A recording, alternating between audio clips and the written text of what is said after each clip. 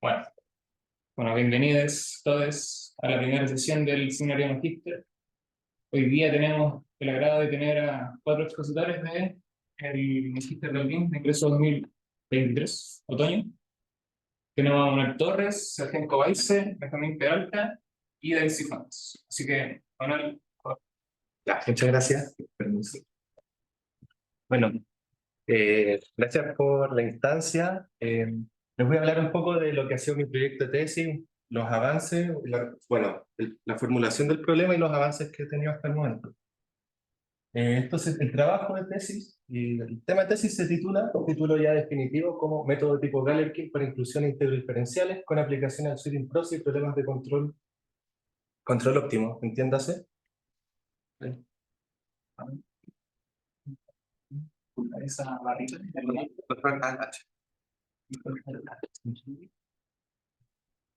Control al Shift H.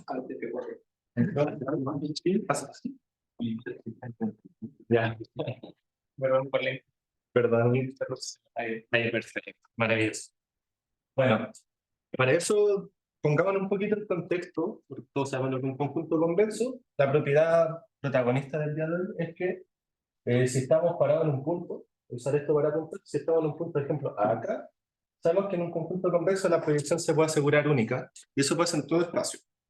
Pero hoy día vamos a trabajar en una versión más general de convexidad, que es la prox-regularidad. ¿Qué es la prox-regularidad? Bueno, yo me paro en una región del espacio y en esa región tengo proyección única. Por ejemplo, este conjunto acá claramente es no convexo, pero por ejemplo, si yo me paro dentro de esta bola, visualizando desde acá, tengo un único punto más cercano. Entonces hay una franja de radio 2R, o sea, una franja en torno a este radio 2R, en la cual las proyecciones son únicas. Eso se le llama 2R prox regular en este caso. ¿Se entiende? Entonces, bueno, eso es un poco el setting de los conjuntos que a mí me interesan para hacer optimización o para hacer la dinámica que voy a describir más adelante. Para eso también vamos a generalizar la idea de función. Consideremos, por ejemplo, una función que va de X a las partes de Y, que la vamos a anotar con doble flechita, y eso va a ser una multifunción. ¿Qué quiere decir? Que nos entrega un conjunto o una función multivaluada. Ejemplo de esas cosas aparecen harto. Por ejemplo, en los cursos de optimización están los conos normales, los subdiferenciales. En variable compleja de repente aparece con los logaritmos complejos, ¿cierto? Los logaritmos mayúsculos. Y bueno, el punto fijo de una multifunción es cuando X pertenece a f de X. ¿Sí? Esto, si se fijan, debilita un poco y le da más holgura a lo que es una igualdad. Y vamos a utilizar esto para definir lo que va a ser generalizar un poco la idea de ecuaciones diferenciales. Pero también necesitamos tener una noción de métrica en la imagen. Para eso usamos la distancia de Cantor, que se define como la distancia entre dos conjuntos, es el supremo entre los dos excesos de los conjuntos. Por ejemplo, en la recta de A con B tenemos ese exceso, que es el diámetro máximo en ese conjunto recto, y el exceso de B sobre A es el diámetro máximo acá. El margen de esos dos es la distancia de Cantor. Y eso va a ser una métrica sobre el conjunto imagen de la multifunción. Y una inclusión diferencial de primer orden es simplemente generalizar una ecuación diferencial de primer orden, pero con una multifunción acá. Donde tenemos, en este caso, identifiquemos la velocidad del estado pertenece a la multifunción en t, el estado. Con una condición inicial. La condición inicial también puede ser conjuntista. Bueno, un poco de lo que yo estudio es una inclusión diferencial de primer orden de baja regularidad, en el sentido de que la inclusión diferencial tiene como multifunción un cono normal. Y el cono normal es muy difícil de manipular y depende mucho de la geometría del conjunto.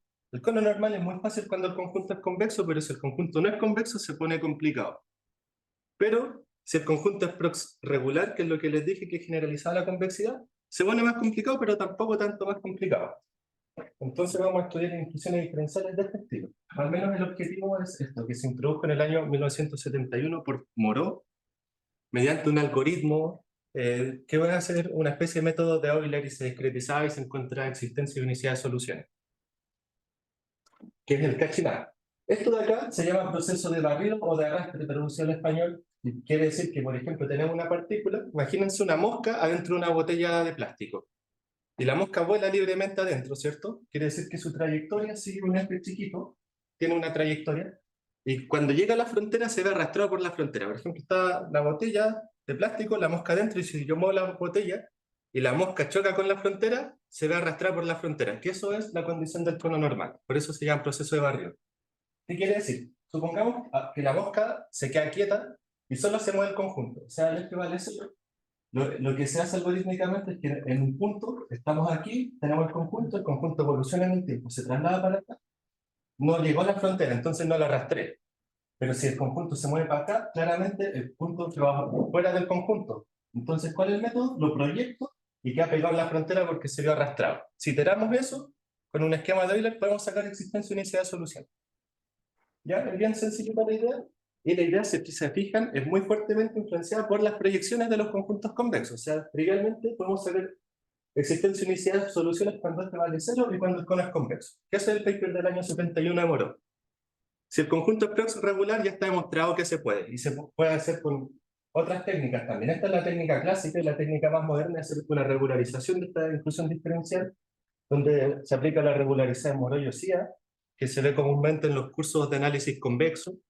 Y con eso se obtiene que la inclusión diferencial, al regularizar, se obtiene esto.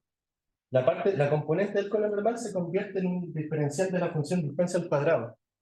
Y eso es muy conveniente porque nos queda una ecuación diferencial común y corriente, que se resuelve y las soluciones tienen una subsucesión que converge puntualmente fuerte a la solución. Y se puede mostrar existencia y unicidad, y ambos métodos sirven para hacer métodos numéricos. Bueno, ese es todo el setting clásico. Para el conjunto móvil puede ser convexo, puede ser prox regular, o una versión más general que es con la que yo trabajo, que se le llama uniformemente alfa par. ¿Ya? No voy a entrar en detalle porque es como más técnico en desigualdad, que generaliza un poquito la idea de prox regularidad, pero solo eso.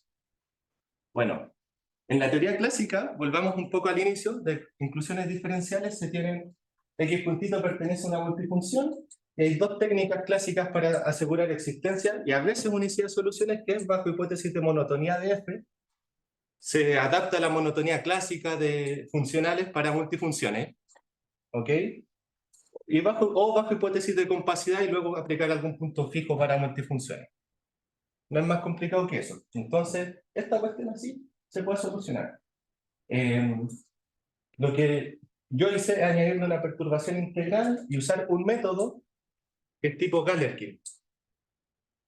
Por ejemplo, consideremos en un espacio Hilbert separable una base ortonormal, ¿cierto? Existe. Y el proyector canónico, que es proyectar sobre un subespacio de dimensión finita. Entonces, esta inclusión integro diferencial que yo tengo, puedo proyectarlo a estado y obtener esta inclusión integro diferencial en dimensión finita, solucionarla en dimensión finita y ver cuándo la solución en dimensión finita, al aumentar la dimensión, me aproxima a la solución general, el problema general. Y eso es el objetivo de mi trabajo, es decir, ver este marco teórico y luego usar esto para resolver el proceso de arrastre con perturbación integral.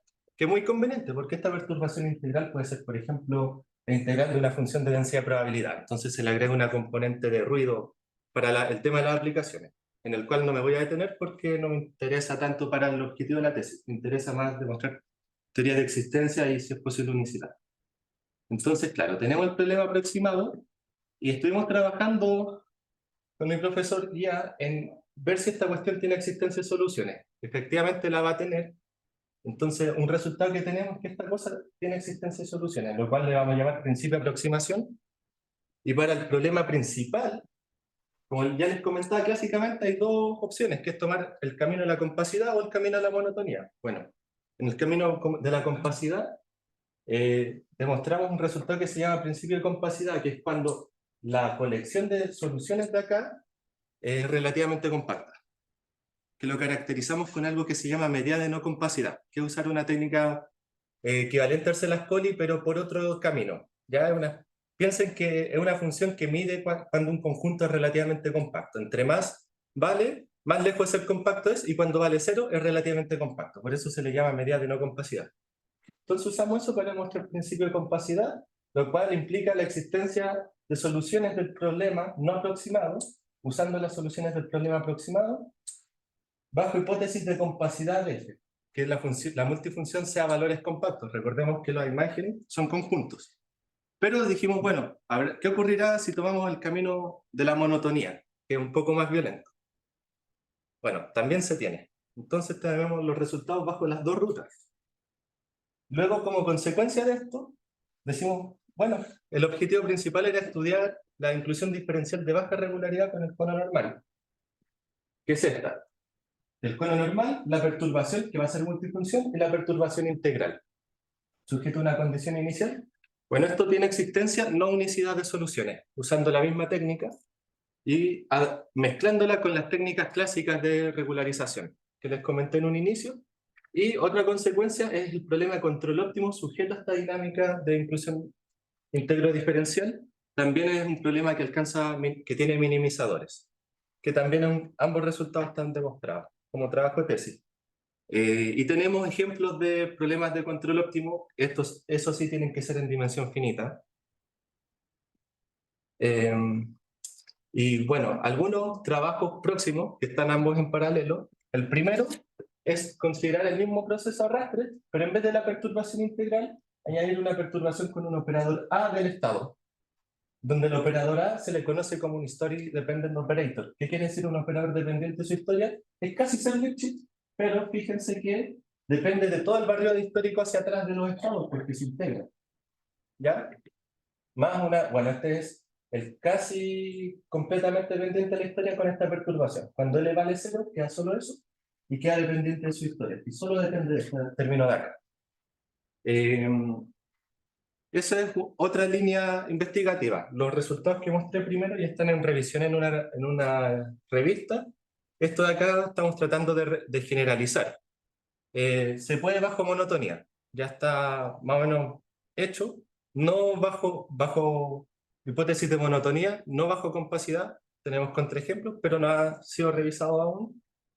Y otra versión del proceso arrastre puede ser cuando ya, en vez de considerar los estados deterministas, podemos considerar, bueno, ¿qué pasa si x de t es una media probabilidad sobre el conjunto que se va moviendo?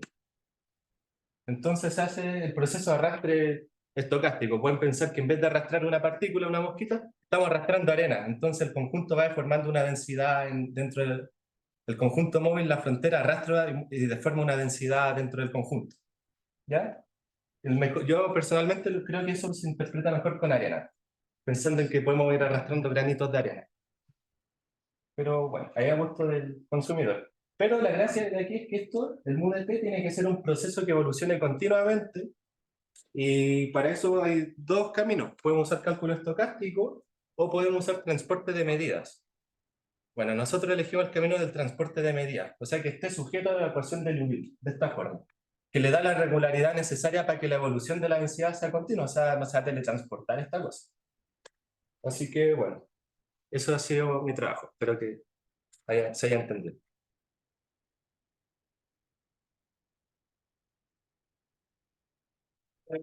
Una pregunta, consulta. ¿Sí? Tengo una pregunta inocente. Sí. ¿Y cuál es la motivación de los procesos de arrastre? Como Ah, el ya, ejemplo ya. de la mosca es súper natural, pero Claro. para la gente que ideó esto, ¿en qué pensó? Bueno, puede haber más de una motivación. Por ejemplo, podemos pensar que en un problema de optimización nosotros buscamos condiciones de optimalidad. Por ejemplo, en optimización diferenciable o suave, podemos tener que un gradiente tiene que pertenecer a algún conito. Entonces eso, naturalmente, que existan soluciones para el proceso de arrastre no perturbado, es ver que x de t cumple una condición de optimalidad. Esto también aparece en problemas de flujo, de optimización combinatorial en su versión discreta. Eso motiva algo, pero originalmente el primer paper del proceso de arrastre de Moreau del 71 es porque esta cuestión modela problemas mecánicos de materiales elastoplásticos. Y aparece en su versión continua, y después hicieron, más adelante en la historia, como en el 80, hicieron match la versión de condiciones de optimalidad con este modelo, con esa dinámica. Gracias. ¿Más preguntas?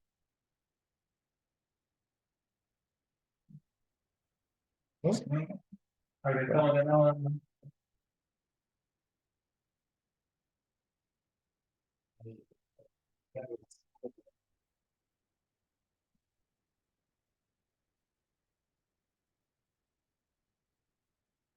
Está como abierta. Preguntas del chat. Ah, en el chat no pregunta. No, no usa Y uno depende solo del conjunto que depende del. Cuando el conjunto y pantalla completa. Pantalla completa. la cambia arriba, y tiene una perturbación de. No, pantalla Método clásico.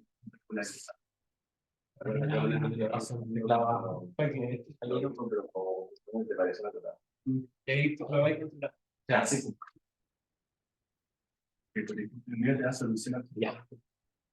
Hola, soy Sebastián Cobaise y les voy a presentar la problemática de mi tesis, llamada el título Implementación de aprendizaje de máquina con información física para la modelación de desplazamiento sísmico. Entonces, la problemática principal de lo que estoy trabajando es el estudio del desplazamiento sísmico debido al movimiento entre placas tectónicas. La superficie terrestre se divide en varias placas tectónicas y chocan entre ellas de diversas maneras. Por ejemplo, acá en Chile tenemos la placa de Nazca, que viene del Océano Pacífico, que está en subducción con la placa sudamericana. Y el movimiento entre estas placas genera terremotos. Aquí los puntos rojizos son los hipocentros de terremotos relevantes, con escala Richter mayor a 4. Y se puede ver que la mayoría de los terremotos se provoca a lo largo de la falla, o sea, la conexión entre las dos placas. Y aquí también puede haber la placa sudamericana también se divide y provoca otra falla que también provoca terremotos. Entonces, aquí se puede ver que lo que ocurre en la conexión entre las fallas, o sea, entre las placas, es relevante. Puede ser importante para el estudio de los terremotos. Entonces, lo anterior se puede modelar con una ecuación de elasticidad. ¿Por qué elasticidad? Porque el movimiento de estas grandes masas terrestres, debido a la escala, se comporta como un medio elástico. Entonces, en esta EDP aparecen cosas importantes. U sería el desplazamiento, un campo vectorial que es el movimiento en un punto hacia qué dirección se mueve la Tierra. Y otra cosa que aparece es la matriz de deformación. O sea, debido a la diferencia de movimiento, debido al gradiente de U, la Tierra se va a deformar. Entonces eso se puede almacenar como una matriz, que sería la matriz de deformación. Y esta matriz de deformación también está ligada con la matriz de presión, sigma, a través de un operador lineal. Entonces la primera ecuación me relaciona la matriz de deformación con la de presión. Y están ligados porque, claro, si yo tengo un punto que se mueve hacia una dirección y otro punto que se mueve hacia otra dirección, va a haber deformación y también va a haber presión. O, sí, va a haber presión. Y también se puede ver que este operador tiene una inversa. Y lo que vamos a considerar es condiciones de Dirichlet y Newman en la frontera, tal que la unión me dé toda la frontera. Casi Newman, porque aquí no aparece en la relación del gradiente de U, sino que aparece sigma, pero es casi el gradiente de U, porque sigma depende linealmente de epsilon, y epsilon es casi el gradiente de U. El problema es que acá U es un campo vectorial, entonces su gradiente va a ser una matriz. Y lo que vamos a considerar es que el movimiento en la falla puede ser discontinuo cuando yo me muevo paralelo a la falla. Entonces, aquí aparece un operador de discontinuidad en el espacio tangente de la falla. ¿Sí? Esta falla va a tener una normal, entonces va a tener un espacio tangente. Y voy a considerar un desplazamiento discontinuo, igual a S, a lo largo de la falla. Pero en la dirección normal no va a haber discontinuidad, porque, claro, si yo me muevo en esta falla, en la dirección normal, en la otra superficie de la falla me tengo que mover de la misma manera. Así que no va a haber discontinuidad ahí. Y lo mismo para la presión. Entonces, el problema directo, lo primero que nos puede interesar hacer es resolver la ecuación con S como dato. Entonces yo conozco S, quiero resolver la ecuación. Podemos usar TEN, por ejemplo. Pero también nos puede interesar un problema inverso. O sea, yo tengo algunos datos sobre mi solución y quiero reconstruir parámetros. Entonces, por ejemplo, uno puede tener información sobre el desplazamiento en la superficie, dado con herramientas de GPS. Uno puede tener como dato el desplazamiento de la superficie y uno puede estar interesado en reconstruir ese. Porque si uno reconstruye ese, obtiene información sobre el movimiento de las fallas. Así que ese sería el problema inverso. El primer paso sería hacer el problema directo. Y planteamos resolver la ecuación con una PIN para analizar el desempeño de este algoritmo y compararlo con FEM. Entonces, ¿qué es una PIN? Es una red neuronal con información física. Yo tengo una red neuronal que se puede ver como una función con varios parámetros y como una función recibe inputs, me entrega output, que sería el desplazamiento, y uno quiere ajustar estos parámetros para que minimice una función de pérdida.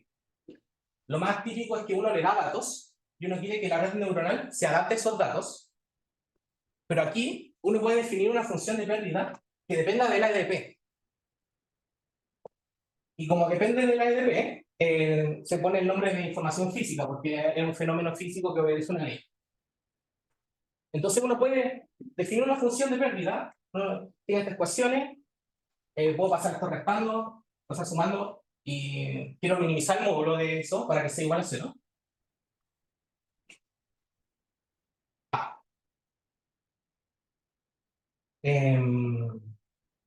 Entonces uno puede hacerlo para la PDE y para las condiciones de borde, Newman o Dirichlet. Y luego uno entrega esta red neuronal como un problema de minimización. O sea, lo que se hace es, uno samplea puntos en el dominio y calcula la función de pérdida en esos puntos. ¿Sí? Para eso deriva la red neuronal. La idea es elegir funciones que sean fáciles de derivar, comúnmente tangente hiperbólica, que son exponenciales, entonces son fáciles de derivar. Así que uno puede calcular la derivada de la red neuronal con respecto a todos los parámetros y minimizar esta función de pérdida en estos puntos. Entonces, cuando el error sea suficientemente pequeño, uno samplea más puntos y comprueba que el error siga siendo pequeño. Y si eso ocurre, se toma como resuelta la DP. Este es el paper donde saqué la imagen anterior, donde también implementan una PIN, pero con una ecuación distinta, más simplificada que la que presenté. Y eso es lo que quería comentarles. Muchas gracias.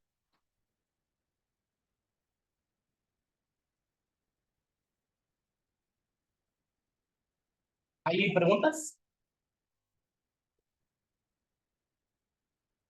Sí. Nos eligieron hacer un PIS porque, no sé, porque los métodos numéricos eran la punta del cerro, porque en este caso específico. No, sería como algo más exploratorio. O sea, vamos a analizar cómo se comporta una PIN para este tipo de problemas. Y uno puede ver que cuando la falla es media compleja, los elementos finitos tendrían que ser más pequeños. Entonces puede ser útil estudiar el comportamiento de una PIN. Mucho más hoy en día que está apareciendo en todas partes. Las redes neuronales. Un dato previo, digamos. Claro, no habría un dato previo. Y el número de capas, no sé, en el océano hacen pins con una capa. ¿Ustedes han estimado cuál es el número de capas que van a usar? No sé, o están recién. Estábamos viendo que para comparar los dos métodos, que el número de capas tenga relación con el número de nodos donde se resuelve con método FEM. Así hay un marco de comparación entre los dos métodos. Pero también hay que tener cuidado de que no usar muchos parámetros, porque o si no, uno podría ajustar mucho el modelo o ajustarlo muy poco. ¿Y dónde lo estás corriendo? ¿Lo va en HPC, Eh, computador?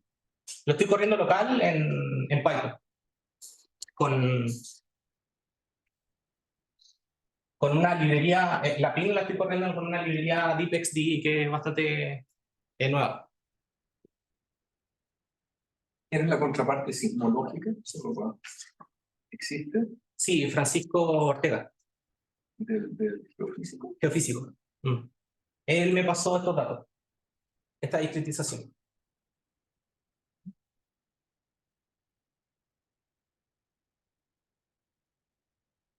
Más preguntas. Todos años de pienso, ¿no? Hay una explicación para aplicada para como un piercing, ¿no?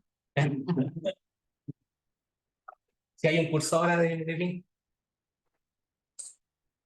Yo, al menos, la pregunta que entiendo con afín es como una red neuronal aplicada para contactos físicos.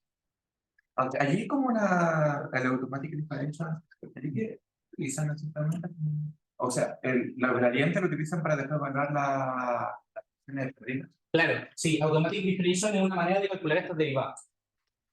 Lo que entiendo es que la función se ve como un grafo, entonces al verla como un grafo es más fácil aplicar reglas en la cadena, porque es como la derivada de esto textual en su lado siguiente o la derivada del lado siguiente.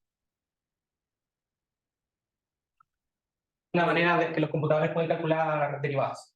Pero volviendo a lo que dice Francisco, que no se podría estar usando la cola. Pero tú realmente derivas. Entonces, pues, si tu ecuación era x punto igual f de xt, tu loss function es x punto menos f de xt y ver que es pequeño. Ese es como el súper avance de derivar automáticamente. Porque esa derivada automática es independiente del otro, de alguna manera. Tú sabes derivar. Yeah. Entonces, cuando te sale el output, ves claro, si tiene una red neuronal, cualquiera dice, ah, es que la salida es igual a lo que yo quería, como número. Pero aquí ves si tuve un punto, menos f de x, t están cerca. Además de otras condiciones iniciales, se lo quiero explicar. Y de hecho, volviendo a la charla anterior, una vez me decía alguien del Centro de Inteligencia Artificial de Toulouse, un optimizador, y claro, que hacen un loss function usando subdiferenciales y cosas más enredadas porque la función de la norma 2, digamos, era como muy mala, porque trataban de ver con otras técnicas esa minimización de... Hasta ahí me quedo yo.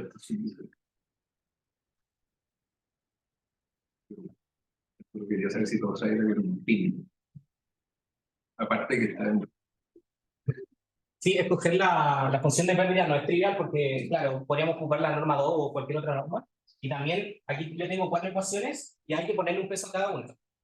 Entonces, cuando la escala de una es mucho mayor que las demás, hay que ajustar con parámetros. Así que, claro, esta función de pérdida no es trivial elegirla y todavía no ataco cómo ajustarla. Bien.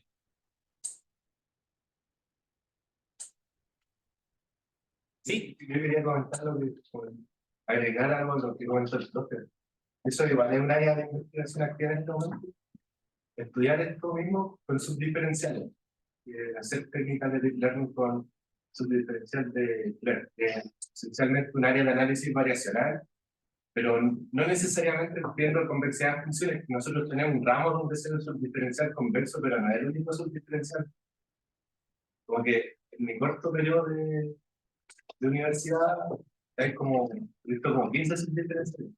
Son muchos para funciones específicas y al final la gracia es que uno estudia un subdiferencial nuevo y uno trata de rescatar el descenso gradiente, el descenso gradiente elástico, variantes de eso, o principios permanentes, uno estudia la suma real de la cadena, un subdiferenciales. Y para todo eso se necesita esto de multiplicación y las derivadas generalizadas. Se tratan de replicar esas técnicas con otros nuevos objetos que rescaten esa propiedad. Hay un loquito que se llama Sebastian Bubeck, que de hecho hace pins con subdiferenciales. Por si a alguien le interesa, puede meter el nombre igual.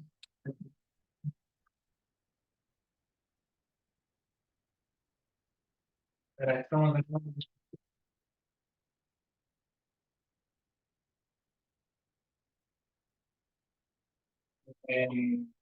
Benjamín, ¿estás por ahí? Sí, Vamos con tu presentación ahora. También tengo un espíritu.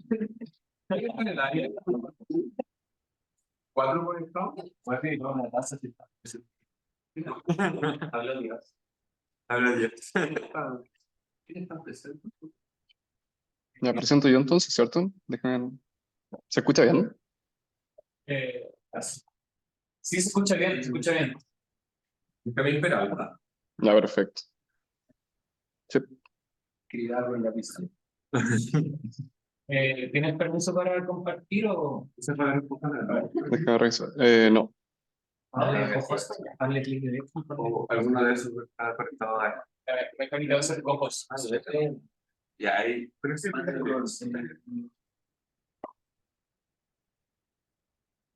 Ya, Benjamín, ahí deberías tener ahí permiso. sí.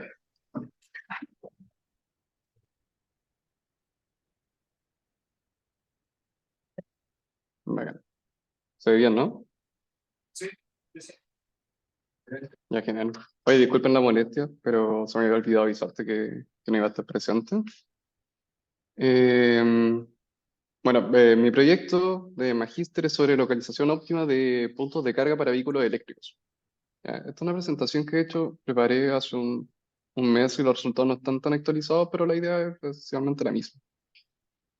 Eh, Básicamente en el contexto actual, bueno, año a año vemos un crecimiento en el mercado de vehículos eléctricos y en particular aquí en Chile no se están tomando medidas por parte del Estado, de las autoridades, medidas de acceso público para la carga de los vehículos eléctricos. Eso se convierte en un problema.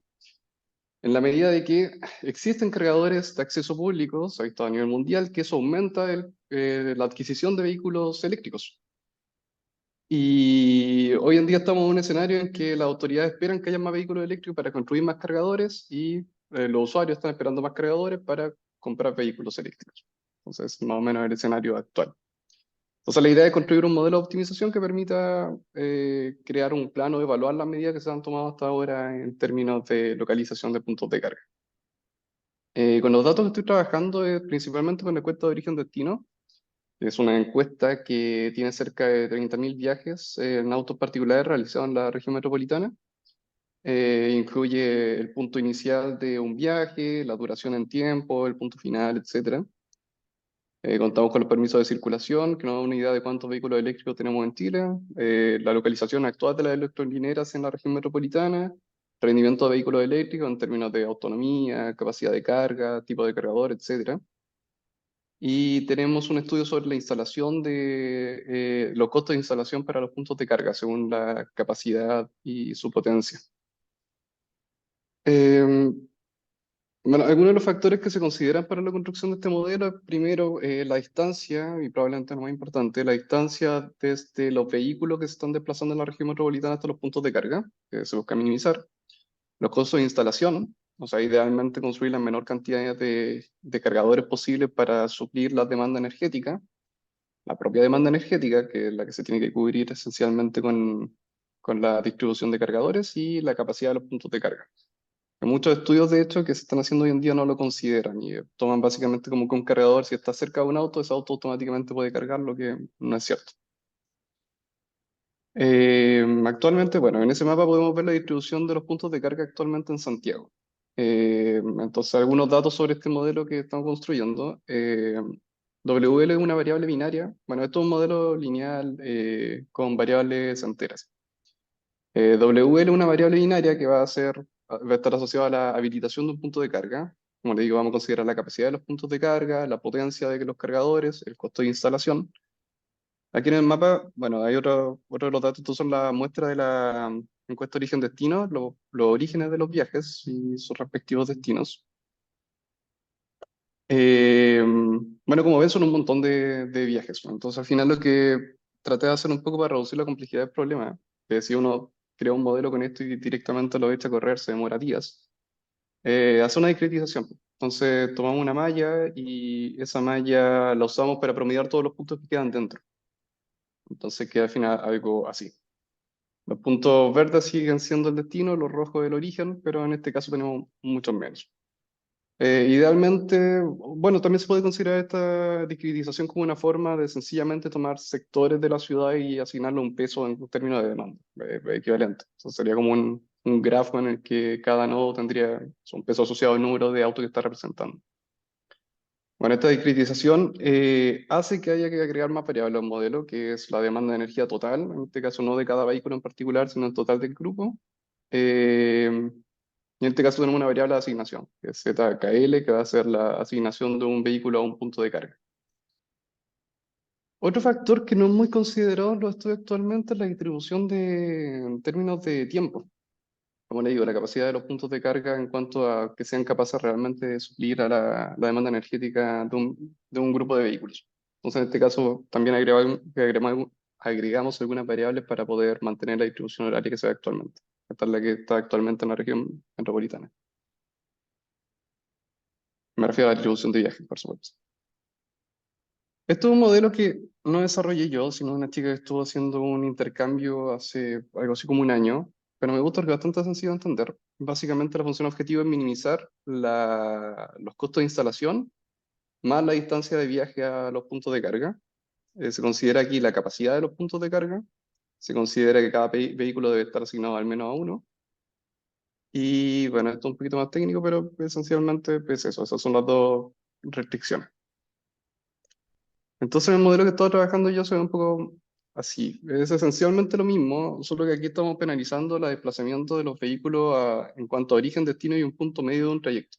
Básicamente decir que queremos localizar los puntos de carga tan cerca como sea posible de los orígenes de los destinos y de ser necesario un punto medio. Eso tomando la hipótesis de que los vehículos no, o sea, de que las personas que usan vehículos diariamente no van a querer detenerse a la mitad de su camino para cargar energía, que no es como la benzina, no se carga directamente en 5 minutos y ya está. En este caso, igual en la función objetiva aparece este valor de aquí, que es el número de vehículos que tenemos dentro de cada uno de los puntos discretizados. Bueno, debido a que estamos agregando también la variación en términos de tiempo, tenemos que crear una restricción para que cada vehículo esté asignado a una franja horaria, que cada grupo esté asignado a un punto de carga. Bueno, esto es un tecnicismo para Gurobi. Se tiene que respetar la capacidad de los puntos de carga, al igual que en el modelo anterior.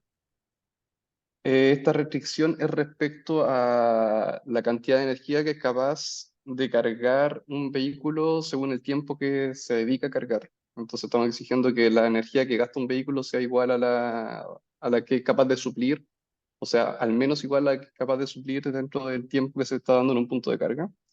Y bueno, que no hay punto de carga sin uso ni vehículo asignado a puntos de carga inactivo, que es lo mismo que en el caso anterior.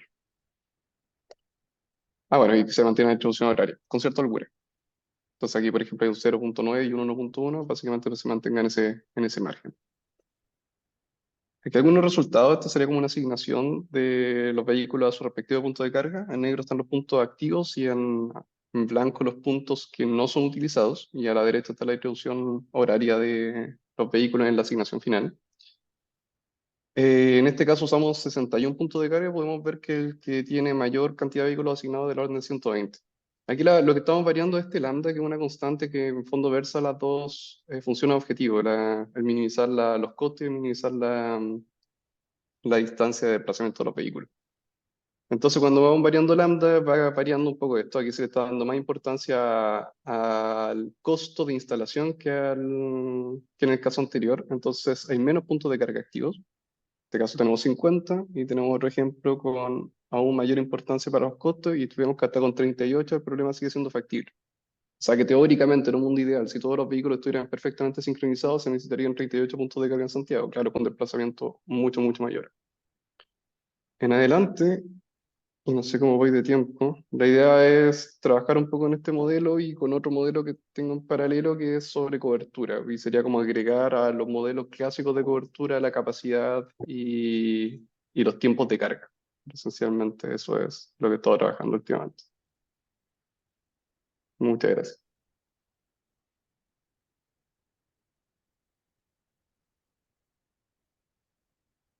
Preguntas para Camilo.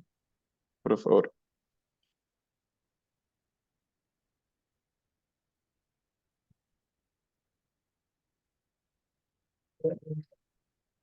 También yo, Alejandro, más. Ahora,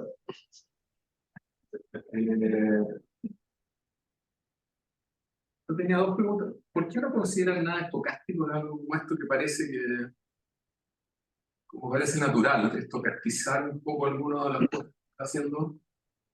Eso es lo que... eh, sí, es uno de los trabajos pendientes, de hecho, está como entre la lista de tareas de implementar a futuro. Porque estaba ahora trabajando con dos modelos en paralelo para ver cuál da resultados como más reales, quizá, como son temas muy aplicados, en realidad no hay una respuesta perfecta a este tipo de problemas, sencillamente cuál problema o cuál modelo se ajusta más a la necesidad. En este caso hemos trabajado harto con la agencia de sostenibilidad energética. Y bueno, eso le estamos dando varias alternativas para que ellos elijan un modelo que crea que sea más, se ajuste más a lo que ellos esperan como para proyecciones a futuro y a partir de ahí hacer de ese modelo lo más cercano a la realidad posible. Y claro, pues ahí valdría la pena, o sea, valdría intentar agregar un poco alguna capa más de ¿Quién es el demandado? variabilidad, sobre todo en la demanda. ¿Mm? ¿Quién es el que pide esto? Que se me no lo capté. ¿Cómo? ¿A quién le tiene que gustar? No, he trabajado, o sea, he tenido algunas reuniones con la Agencia de Sostenibilidad Energética, que se encarga harto sí, que está súper interesada en el tema de la electromovilidad. Y de ellos han facilitado mucha información respecto a vehículos, distribución de cargadores, etcétera.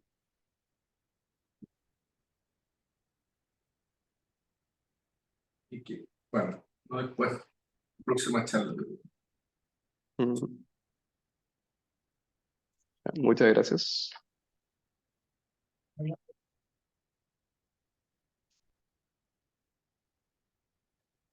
Gracias, Benjamín. Bueno, si no hay más preguntas, pasemos a la última presentación de David.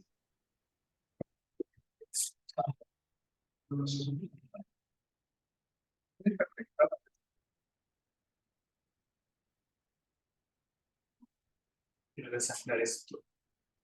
Está mezclado.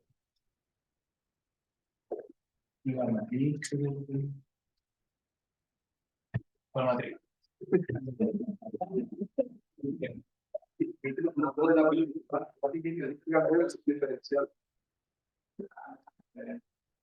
Aquí derecho.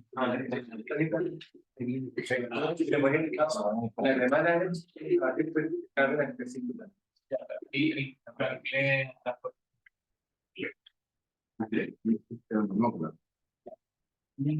Bueno,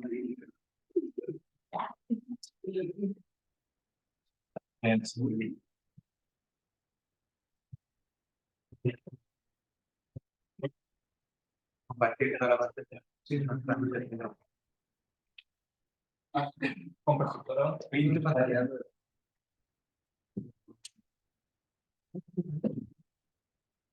Pantalla que le dejar para que quede grabada la pantalla. ¿Podría Banchero hacer el truco para sacarla? Sí, ahí. Muchas gracias.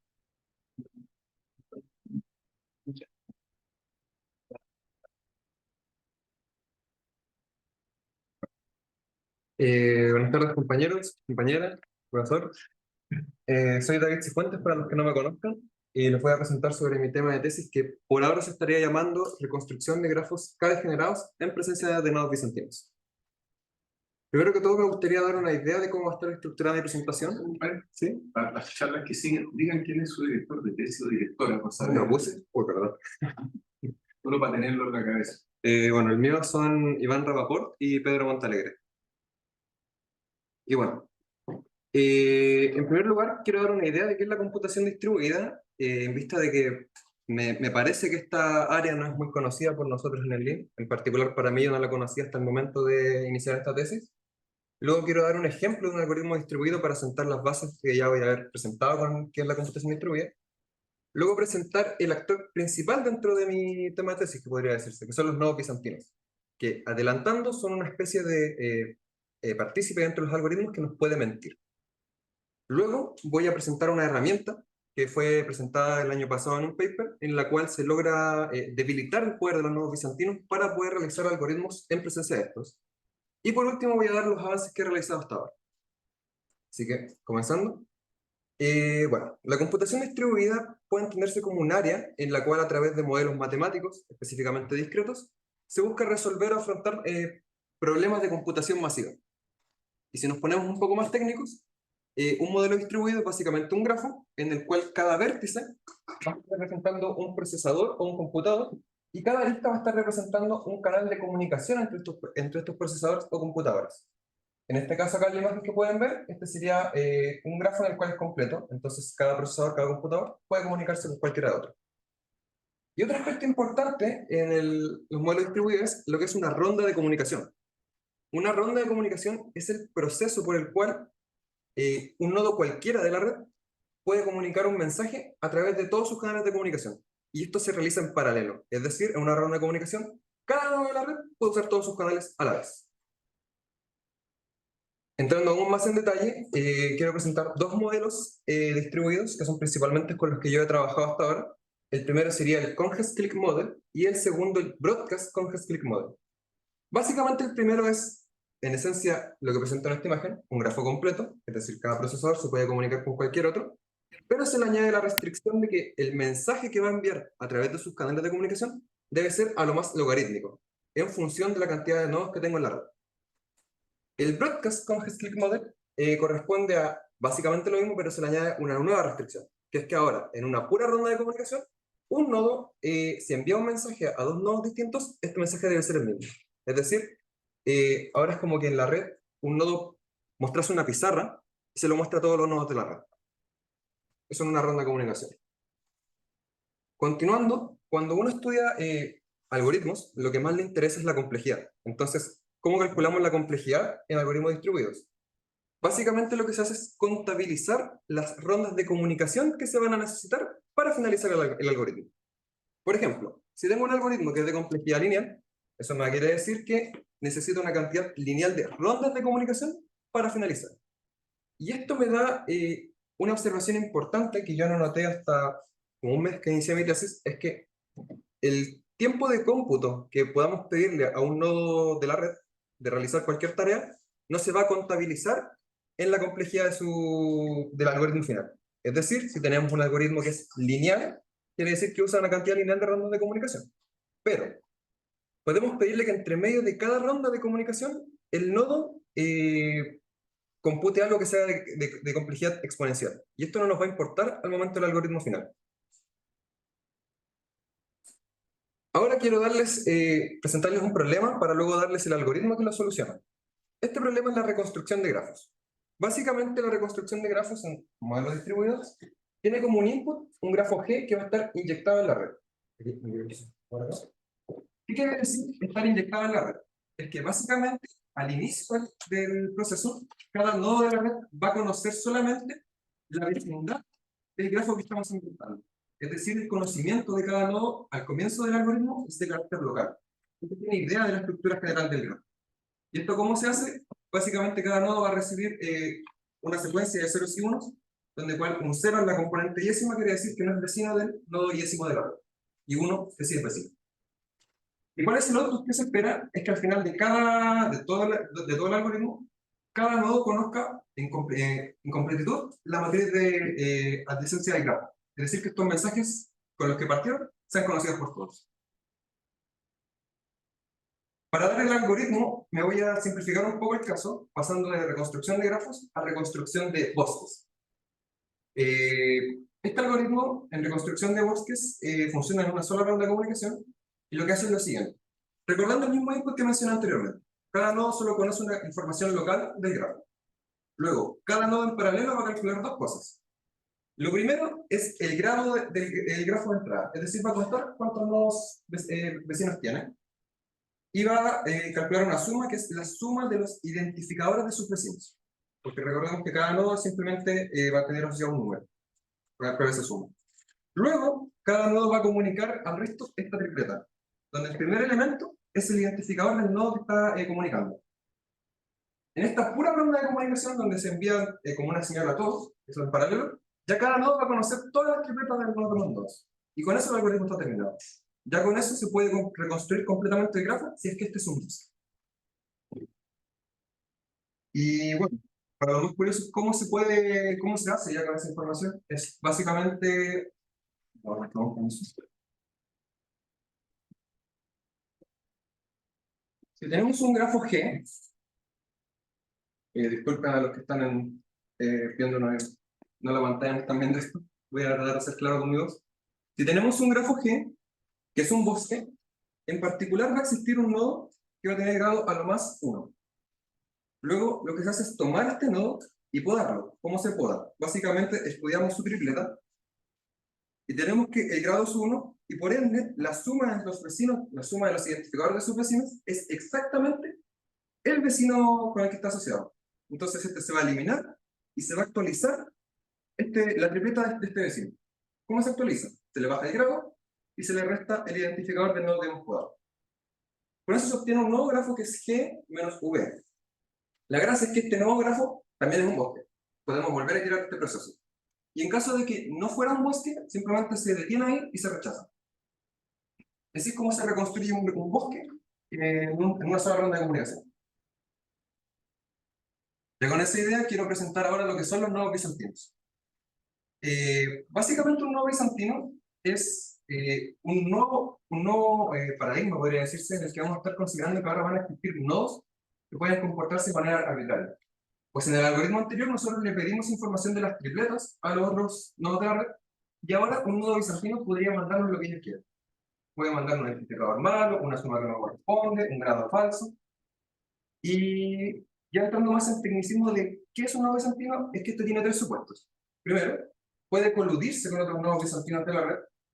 Segundo, tiene capacidad computacional limitada, es decir, se puede hacer literalmente lo que quiera, le podemos pedir. Y por último, va a tener conocimiento completo de lo que hagan todos los otros nodos en este trabajo. ¿Y cuál es la motivación de los nodos bizantinos en esto? Es suponer, para la práctica, por ejemplo, que hayan usuarios maliciosos en una red o hardware defectuoso, una base de datos que nos está mandando lo que se espera que pase. Y ahora, ¿cuál es el problema de la reconstrucción de grafos, específicamente de bosques, si tenemos nodos bizantinos? Pensando en el algoritmo anterior, como dije, puede mandar tripletas falsas, con errores, con sumas malas. ¿Y esto qué puede generar? Que primero, un par de nodos bizantinos puede suponer ser vecinos cuando no lo son. Un nodo bizantino puede suponer ser vecino de un nodo honesto cuando en realidad no lo es. Puede negar ser vecino de un nodo honesto cuando en realidad sí lo era. E incluso, sin entrar más en detalle en honor al tiempo, este puede generar problemas tales que haga que el algoritmo, en el proceso de la computación interna de cada nodo, de reconstruir el grafo, nunca termine. O se encuentra con incongruencias que le impidan terminar. Y bueno, ¿qué sucede entonces? ¿Cómo los podemos enfrentar hasta la presencia de nodos bizantinos? El año pasado salió un paper que, lamentablemente no recuerdo el nombre de los autores, pero que dan una herramienta que son los comités. Y estos comités, ¿qué es lo que buscan combatir? Básicamente la inconsistencia. ¿Y qué es la inconsistencia? Como dije anteriormente, van a haber nodos bizantinos y honestos que van a estar diciendo, sí soy vecino tuyo, y el otro, yo no soy vecino tuyo. Eso sí, eso es una inconsistencia dentro de la red. Pero no, los comités como herramienta lo que buscan es eliminar eso. Y básicamente, ¿qué es un comité? Un comité es un conjunto de nodos de la red que va a estar representando a un nodo. Luego, cada nodo de la red va a tener su propio comité. ¿Y qué es lo que hace este comité? Es aprender la vecindad del nodo. Luego de aprender la vecindad del nodo, genera una consistencia comunicándose con el resto de comités. Que básicamente preguntarse entre ellos así. Mi representado dice que es vecino de tu representado. ¿Es así? El otro dice que sí. Listo. Para los comités, eso es una consistencia y va a estar esa. Si alguno de los dos encuentra que sí y que no, para los comités, para generar consistencia, dice, entonces no existe. ¿Cuál es la ventaja? Como dije, se gana consistencia, pero la desventaja es que se pierde una cantidad polilogarítmica de rondas de comunicación en la red. Y esto es lo que se demora en construir el comité, en que esta aprenda la vecindad del nodo que va a representar y se genera cierta consistencia con el resto del nodo. Y bueno, ya con todos los ingredientes podríamos pasar a lo que son mis avances hasta ahora, que sería, en primer lugar, si quiero reconstruir grafos K degenerados, voy a partir por los grafos 1 degenerados, son los dos. Y si quiero que estén en presencia de nodos bizantinos, voy a partir con el caso más simple de que haya solo un nodo bizantino. ¿Qué puedo hacer en ese caso? Bueno, lo que conseguí es construir un algoritmo que me asegura reconstruir al menos un subgrafo de G que va a diferenciarse en a lo más una arista del grafo original. ¿Y cuál es la gracia de este resultado? Es que además demuestra que este es el mejor algoritmo posible que hay. Es decir, no existe un algoritmo que sea capaz de reconstruir G en su totalidad en presencia de un solo nodo bizantino. Esto me da una cierta idea, luces de que ya si quiero aspirar a reconstruir grafos K degenerados, no puedo aspirar a reconstruirlo en completo, en presencia de nodos bizantinos. Si ya para el caso más simple no funciona, para lo más complicado tampoco. Pero entonces, me di cuenta que si yo puedo identificar los nodos bizantinos, los puedo quitar y puedo reconstruir al menos para los nodos honestos. Y ahí es cuando tuve la idea de cómo puedo... disculpa, se me olvidó. Esto es un ejemplo de un algoritmo distribuido para los curiosos de cómo se escribe formalmente. Este sería el algoritmo que di para el teorema. Bueno, y ahora continuando, disculpen. Tratando de identificar los nodos bizantinos, es que me puse a estudiar qué condiciones se necesitan para poder identificarlos. Y yo encontré este resultado que es básicamente que si yo encuentro una cantidad mayor de nodos sospechosos dentro de la red, puedo asegurar la existencia, o sea, puedo asegurar y encontrar al menos un nodo bizantino. Y aquí no lo mencioné, pero un nodo sospechoso, recordando lo que era la definición de los comités, tenemos un par de comités que encuentran una incongruencia en el sentido de que uno de sus representantes dice ser vecino del otro y el otro no. Esos dos nodos pasan a ser sospechosos. Luego, si hay una cierta cantidad de nodos sospechosos, que es esa que está ahí, yo puedo asegurar y encontrar un nodo bizantino. Lamentablemente, este resultado también demuestra que esa cota es ajustada. Es decir, que si yo alcanzo la cota o es inferior, no hay forma de identificar los nodos bizantinos. Entonces, eso me descarta la idea de poder identificar los nodos bizantinos y vuelvo como al estado inicial de que puedo hacer. Y ahí es cuando me nace la idea de que si no puedo identificarlos y sé que no voy a poder aspirar a obtener un muy buen resultado, ¿cuál será el mejor resultado que puedo alcanzar? Y eso es lo que consigo en este teorema 3 y con la definición 1, que es básicamente, bueno, primero la definición 1. Un grafo, voy a decir que es f lejos de un bosque, si tiene al menos f más 1 ciclos vértices independientes. Luego yo construí un algoritmo, aleatorio por si acaso, el cual acepta si G es un bosque, rechaza si G es B más B medios lejos de un bosque, y en cualquier caso intermedio acepta rechazo. La gracia es que termina. Este algoritmo a priori no se ve muy útil en la práctica, pero lamentablemente demuestro, continuando, demuestro que es el mejor resultado posible. No existe algoritmo que pueda obtener el resultado mejor. Y... disculpe, faltó una idea por mencionar. Este algoritmo no está hecho para la reconstrucción, está hecho para el reconocimiento. Es una tarea en la cual espero que el nodo al final me diga si es un bosque o no. ¿Y por qué me pasa el reconocimiento? Porque si yo fuera capaz de reconstruir un grafo, soy capaz de reconocer si es un bosque o no. Entonces, si encontré una cota para el reconocimiento, es una cota inmediata para la reconstrucción. No quizás sea ajustada, pero sí es un limitante ya para la reconstrucción. No voy a poder aspirar a reconstruir, ¿estoy viendo? Cosas mejores que estos dos casos. Y las cosas intermedias ya no puedo. No puedo reconstruir algo en el caso intermedio. Y bueno, así concluye mi presentación. Espero que se haya entendido un poco. Traté de ir rápido porque eran varias cosas. Y muchas gracias.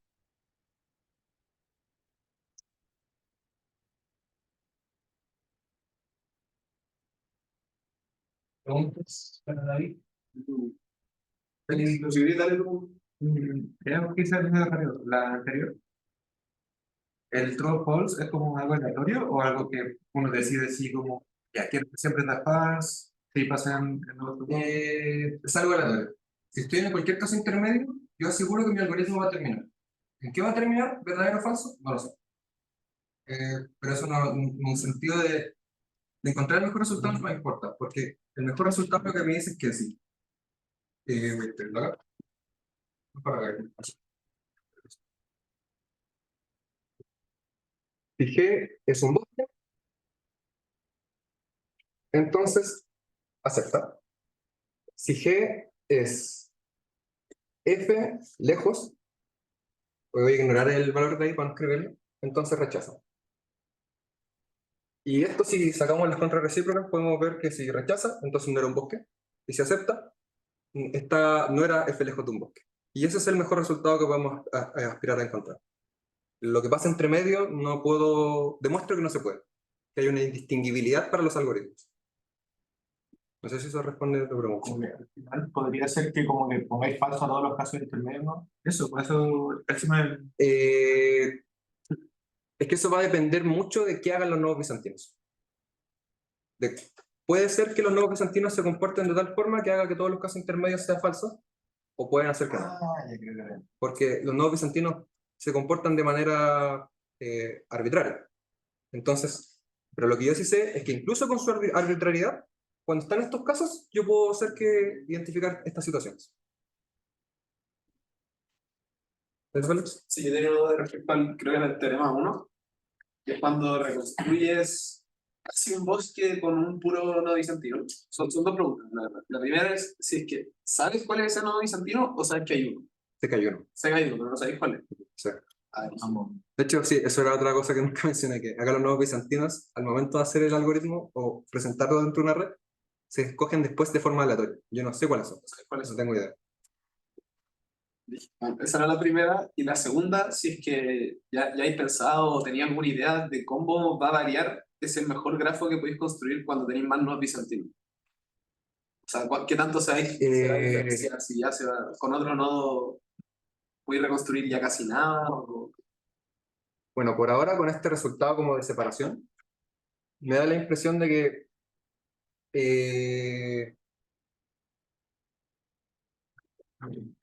siendo muy sincero, creo que no tenía una respuesta clara por ahora, porque he pensado solamente en el reconocimiento, pero de todo lo que ya he pensado, me da la impresión de que no se va a poder mucho reconstruir. Aspirar a reconstruir creo que está un poco, ¿cómo se diría? Codicioso. O sea, como que con un nodo igual podía hacer cosas, Sí. pero ya con otro en una esa... Por eso dije que el tema del título era un poco tentativo, por eso es reconstrucción. Quizás se pasa a reconocimiento, porque con reconocimiento se pueden hacer cosas, pero con reconstrucción ya los nuevos bizantinos interpreten mucho los algoritmos, y ahí al menos estoy viendo cómo combatirlo. De hecho, ahora actualmente estoy viendo... Todos estos teoremas están en el Conjure Split, que es el primero. Y ahora mis profes me están pidiendo que me lo pase al broadcast, que es donde solamente el mensaje es el mismo. Y acá hay una nueva complicación en el sentido de que los comités ya no funcionan. Porque los comités, o sea, pueden crearse, pero el problema es que demoran demasiado. Demoran una cantidad, al menos lineal, de rondas de comunicación. Y eso no es esperable dentro de un algoritmo distribuido, porque en una cantidad lineal de rondas de comunicación puedo enviar toda mi vecindad fácilmente. Gracias. tengo una duda que es como un caso medio horrible. ¿No podéis tener como un comité o dos comités compuestos de puros bizantinos? Muy buena pregunta. El paper lo construye de forma tan genial que aseguran probabilísticamente que los comités creados, con mucha probabilidad, está formado en su mayoría por nuevos honestos. Entonces, la gracia de esos comités es que cuando se comunican lo hacen siempre como por votación. Y como se asegura con alta probabilidad de que todos los comités van a estar construidos con muchos nuevos honestos. Podéis suponer que están en lo correcto. Sí.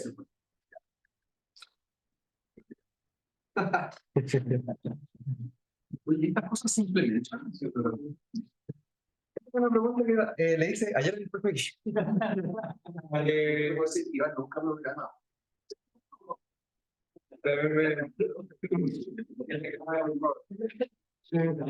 Eso lo puedo hacer.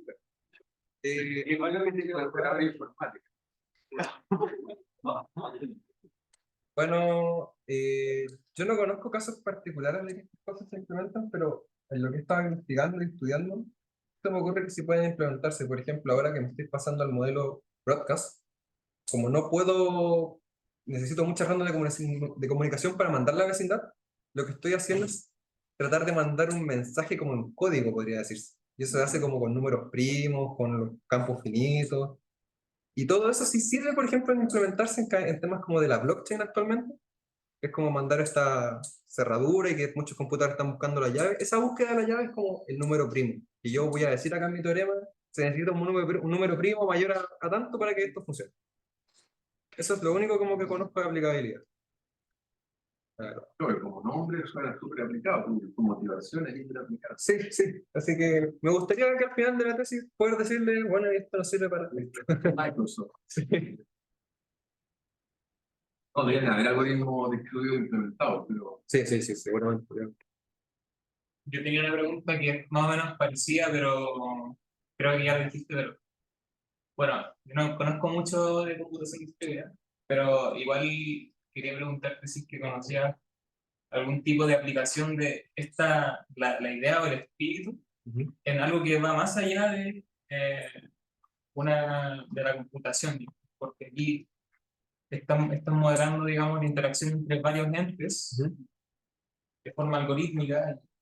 Yo creo que es bien natural que hartas cosas en la vida pasen de forma algorítmica. No sé si esto servirá, por ejemplo, para modelar sistemas biológicos o comportamiento humano. Yo creo que puede servir, por ejemplo, en temas de redes sociales. Uno puede identificar, por ejemplo, un usuario de Instagram con su perfil como un nodo y sus vecinos serían sus seguidores o cosas así. Pero ese supuesto que yo mencioné de que lo que se demora en computar un nodo interno, yo creo que hace que esto sea solamente para computadores. Porque imagino que ese supuesto lo hacen porque actualmente la tecnología igual ya está súper avanzada que en el punto si algo es exponencial, igual el computador se va a demorar una hora quizás para una cosa gigante. Entonces, no nos importa mucho cuánto se demora ese computador, sino como cómo lo comunicamos. Y eso que se puede demorar en un computador, me imagino que en una persona o en un ente más vivo, no sea capaz de hacer esas computaciones. Muchos de los papers que he leído, de hecho, usan ese supuesto para decir, este algoritmo existe, pero los cómputos que le hacemos, le pedimos al procesador, son una locura, son exponenciales, se va a demorar un kilo de tiempo. De hecho, yo el teorema Este teorema 3, este algoritmo que doy, sale U por determinar, porque yo doy en la existencia de un algoritmo que sé cuántas rondas de comunicación tiene, pero el tema de lo que se llama los computadores en hacerlo es fuerza bruta. Se puede hacer por fuerza bruta. De hecho, eso ya es parte como algo tangencial a mi tema de tesis, es ver si puedo encontrar un algoritmo inteligente para que cada nodo lo utilice.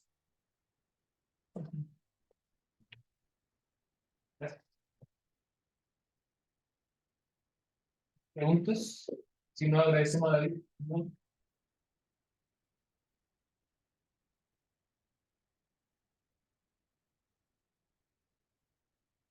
Pablo por haber organizado. Gracias, Pablo.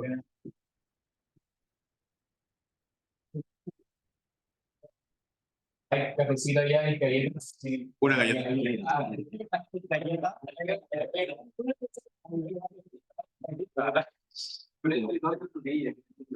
¿Cuál es la próxima, Pablo?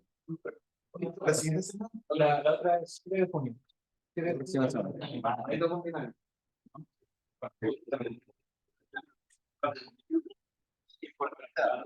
Para la gente que está online,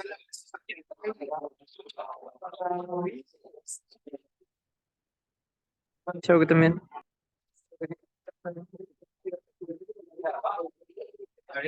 sí, buenísimo. Pablo, un paso.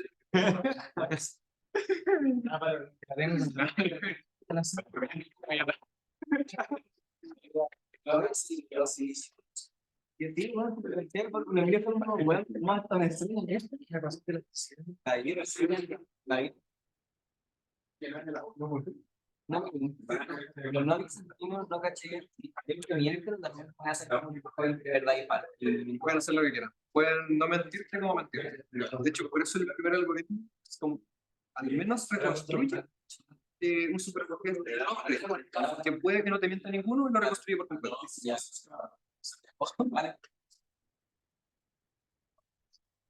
sí, sí, que es una expresión que muy buena, está buena esta nueva base espectacular y así. Está como bueno, sí, está bueno. Increíble.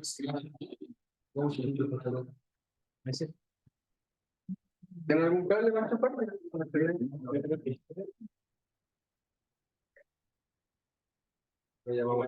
A ver, la monita otra wea.